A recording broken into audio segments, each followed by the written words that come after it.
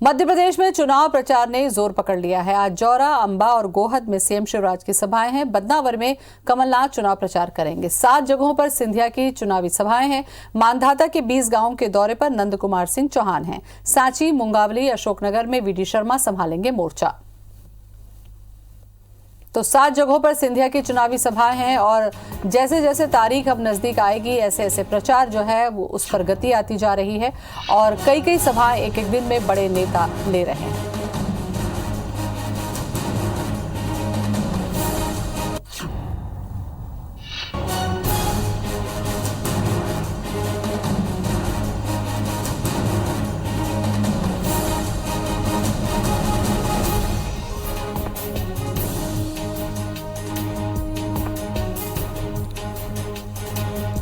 तो 7 जगहों पर सिंधिया सभाएं करेंगे। मांधाता के 20 गांव के दौरे पर नंद कुमार सिंह चौहान है।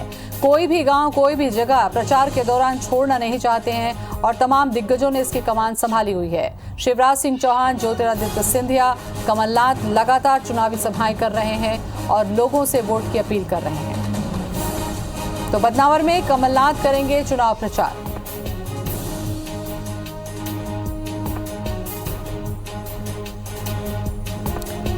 और इसी खबर पर ज्यादा जानकारी के लिए हमारे साथ जुड़ रहे हैं हमारे संवाददाता नासिर गौरी। नासिर, चुनाव प्रचार तेज हो चुका है। कोई भी गांव, कोई भी जगह पार्टी छोड़ना नहीं चाह रही है कि जनता को अपील करे, क्योंकि एक एक वोट बहुत कीमती है दोनों पार्टियों के लिए। बिल्कुल जाहिर सी बात है ज्योति, जिस तरह से मध्य प्रदेश की जो 28 सीटों पर जो उपचुनाव हो रहा है और इसी से तय है कि मध्य प्रदेश में अगली सरकार किसकी हो। तो दोनों ही पार्टियां हैं, यानी कि कांग्रेस और बीजेपी, इन सीटों को जीतने के लिए पुरजोर कोशिश में लगी है और इसी के चलते लगातार उनके बड़े नेताओं के दौरे चल रहे हैं। आज बात करें तो ग्वालियर चंबल संभाग के दौरे पर है सीएम शिवराज सिंह चौहान। वो मुरैना और भिंड में, मुरैना में 2 जनसभाओं को संबोधित करेंगे, एक भिंड में करेंगे। ऐसे ही वीडी शर्मा है, प्रदेश अध्यक्ष भी बीजेपी के, वो भी लगातार उनके ग्वालियर चंबल संभाग में दौरे हैं। लेकिन खास दौरा ज्योतिरादित्य सिंधिया का है, क्योंकि ज्योतिरादित्य सिंधिया लगभग 1.5 से 2 हफ्ते के बाद फिर ग्वालियर चंबल संभाग में दौरे पर है और उनके ऊपर 16 सीटों की जिम्मेदारी खासकर देखा जाए तो है। तो ऐसे में वो बड़ा मलहरा सीट है, अशोकनगर है, ग्वालियर पूर्व विधानसभा सीट है, के साथ साथ कई और सीटों पर वो जनसभाओं को संबोधित करेंगे। और ऐसे ही केंद्रीय मंत्री नरेंद्र सिंह तोमर है, आज वो उनकी जनसभा है, साथ में जो अलग अलग समाज के लोगों के साथ भी बैठक करेंगे। तो देखा जाए तो समाज के लोगों के साथ भी केंद्रीय नेतृत्व के मंत्री हैं, मतलब मोदी सरकार के जो मंत्री हैं वो बैठक कर रहे हैं। तो आप समझ सकते हैं कि एक एक वोट किस राजनीतिक दलों के लिए कितना ज़रूरी है, क्योंकि ग्वालियर चंबल संभाग की जो 16 सीटें हैं वो मध्य प्रदेश में अगली सरकार किसकी हो ये तय करेंगी। क्योंकि 16 सीटों की बात करें तो 10 ऐसी सीटें हो गई हैं जहां पर त्रिकोणीय मुकाबला फंसता हुआ नजर आ रहा है। तो जो त्रिकोणीय मुकाबला फंसता नजर आ रहा है वो बीएसपी के बीच में है। तो बीजेपी और कांग्रेस की कोशिश यही है कि जो बीएसपी की तरफ वोट जाने वाला है उसको अपनी ओर कैसे कन्वर्ट किया जाए, कैसे मतदाताओं को अपनी ओर आकर्षित किया जाए। नासिर, पूरी रणनीति तो यही चल रही है। नासिर, पूरी रणनीति यही चल रही है कि ऐसा क्या बोला जाए, ऐसा क्या किया जाए कि जनता का जो वोट है वो उनकी तरफ मुड़ जाए। चाहे कांग्रेस की बात करें, बीएसपी की बात करें या फिर बीजेपी की। इंदौर से हमारे साथ में दीपक भी बने हुए हैं। दीपक, चुनावी सभाएं तेज हो चुकी हैं, दिग्गजों को बिल्कुल जिम्मेदारी दे दी गई है कि इसी सीट पर आपको जाना है और यहां से आपको जीतना ही है। बड़ी समस्या है इस बार उपचुनाव में, जीतना भी है, जनाधार भी बढ़ाना है और बयानबाजी भी करनी है।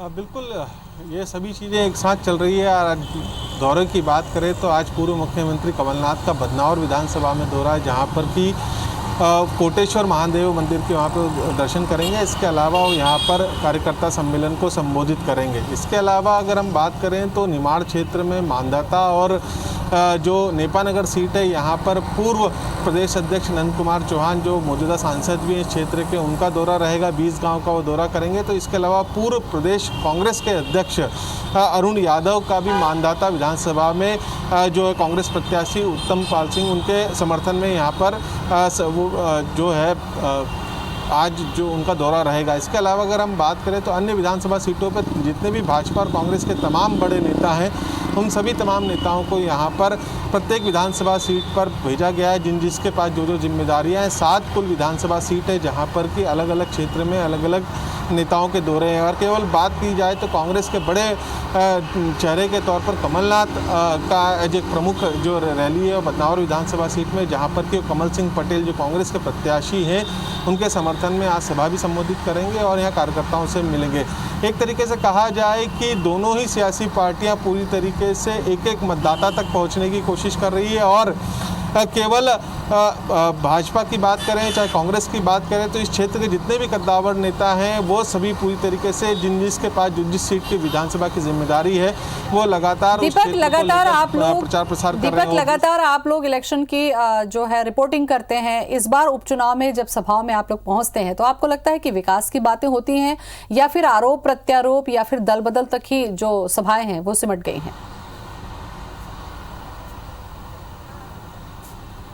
देखिए, विकास तो बहुत दूर जा चुका है। अब जो है केवल मुद्दों की राजनीति हो रही है। लगातार बयानबाजियों पर आरोप प्रत्यारोप का दौर लगातार जारी है। विकास को लेकर बात नहीं हो रही है, बल्कि जैसे आज ही की हम बात करें तो अब हिंदुत्व के मुद्दे की नई एंट्री हो चुकी है। उपचुनाव को लेकर जिस तरीके से उषा ठाकुर ने बयान दिया है उसको लेकर अब आरोप प्रत्यारोप चल रहा है। तो वहीं दूसरी तरफ अगर हम बात करें तो कांग्रेस की तरफ से जो बयानबाजी हुई है उसको लेकर सियासत तेज है। बिसाहू लाल साहू के बयान को लेकर कांग्रेस मुखर हुई है। यहाँ पर लगातार विरोध प्रदर्शन किए जा रहे हैं। तो एक तरीके से कहा जाए कि केवल बयानबाजी जो है वो विकास से दूर है। केवल हिंदुत्व और राष्ट्रवाद के जो मुद्दे हैं वो अब ज़्यादा हावी नज़र आते हैं और जो स्थानीय मुद्दे हैं, चाहे वो साधु और शैतान की बात करें, चाहे वो हम कलश यात्राओं की बात करें या इस तरह के मुद्दे ज़्यादा निकल। बिल्कुल दीपक, ये तो बिल्कुल ये स्थिति हो गई है कि ये जीतने के लिए ही अब प्रचार हो रहा है, क्योंकि अक्सर ये होता है कि भाई चुनाव आपको जीतना है तो उस जगह की समस्याओं को दूर करेंगे और उस वादे के साथ ही हमने देखा कि सरकार बनती या बिगड़ती है।